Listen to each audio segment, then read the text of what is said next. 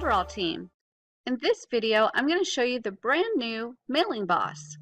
So let's start off with the screen itself and show you what things are on the home screen or the default screen in Mailingboss. The first thing I'm seeing is a blue card, and this is where the last subscription list that you created shows. That'll be the first thing you see when you open up your new Mailingboss dashboard. You also see a way to add a subscriber list right on the screen, and you see a way to add a new campaign right on the screen. We've also got some new menus, so let's take a look at the left-hand side, and we can see that we've got several items in this menu, including looking at pricing plans that are available if you want to go over your 10,000 subscribers. You can also look at your subscriber list, your email campaigns, the different templates that are available in the template gallery. You can connect a domain and verify it in Mailingboss right here. You can get your API keys, you can work with automation, and we've even got an integration key. The next thing I want to show you is one of my favorite buttons, and that is the Mailingboss icon right here. Anytime you're working in Mailingboss, if you want to go right back to the dashboard immediately, all you do is click this button and it will reload and take you straight to the dashboard. So you can start again at the very beginning in Mailingboss. We've got a brand new menu at the top of the screen with several different categories. This one deals with subscriber lists. This one deals with email campaigns and email sequences and regular emails, and you can even work with custom tags here. This item deals with templates in the template gallery, and this item deals with automation and segmentation and setting rules for your subscribers so you can segment them. We also have your profile information right here, and you can click this information to change any of your personal information and any of your default company information. This icon will show you your account usage, including your sending quota, the number of lists you have, the number of campaigns you have, and the number of subscribers you have. And then the last icon here allows you to log completely out of Mailingboss. So let's take a look now at how to create your first subscriber list. That's pretty easy. We can actually do that right here where it says create subscriber list. So I'm going to go ahead and type in a subscriber list name, and I'm also going to type in a display name and a description. Once I've got those three fields filled in, I'm going to click continue. And now I'm going to enter the general data. I've already put in the name, the display name, and the description. And the next thing I need to decide is whether the opt-in is going to be single or double. I'm going to choose double, and I'm going to also choose a double opt-out. That means they have to do 2 actions to opt in and 2 actions to opt out. I'm going to click next.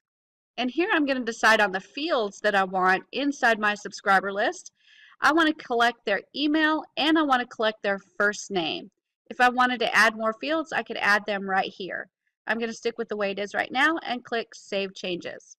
And now I'm taken into the first email to edit. This is the subscribe confirmation email. I can configure the email the way I want it and then click Save and Next.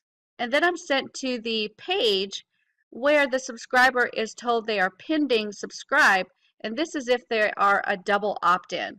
So I can make any edits that I want to make and then click Save and Next. The next item is the email for unsubscribe confirmation. I can make any edits that I want to make and then click Save and Next. And then the next email is the welcome email. This is the first email that they'll get. You can make any edits that you want and then go ahead and click Save and Next. And now I'm taken to my subscriber list dashboard. Right here it says that I'm in the current list of new MB list, and from here I can see how many subscribers I have, how many segments I have, how many fields I have. I can look at the stock pages and emails. I can go to quick links to do quick actions for things that I need to do for my list. I can also see the HTML forms. I can import and export subscribers. I can create a new campaign from the screen, and I can create a new sequence from the screen. I also have some analytics, including subscriber growth, campaign growth, and delivery versus bounces, and unsubscribers growth. I have already added my first subscriber list.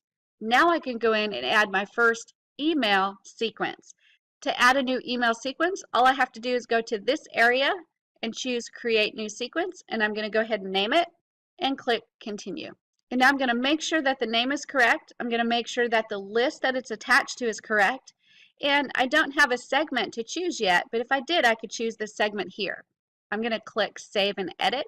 And now I'm editing the emails that are associated with this email sequence. So each of these email campaigns that I have, I need to edit in this sequence. And I can choose to edit just this one, or I can even add a few more. So now I'm adding a couple of emails so that I have a 3 email sequence. And now I can go into each one of these emails and edit them and determine exactly what day that these emails will go out to the subscribers. Once I've configured all of that, then I need to make sure that I activate each email. So I'm going to click Activate, and I'm going to click Activate again and Activate again. And now I've created all of my emails, I've edited them and got the content in there that I want, and I've activated them so they're ready for my subscribers. So once I've done all that, I just click Done. And now I have information about my email sequence, including all of the emails that are there, and I get some analytics that will start to fill in once I get subscribers on this list. So I'm going to go back to the dashboard, and I'm going to choose to go into my subscriber list, the new MB list. To do that, I just click the Overview button. And now from here, I can do anything else with the list that I want to from this screen. This is the subscriber list dashboard. So as you can see, Mailingboss has made it really easy to go from subscriber lists to email sequences to email campaigns. And then, of course, you've got the automation here, and you've got templates to pull into your emails if you want to make them professional. To go back to the dashboard, all I do is click the Mailingboss icon, and I'm right back to the very beginning. So that's the new Mailingboss, brought to you by Builderall.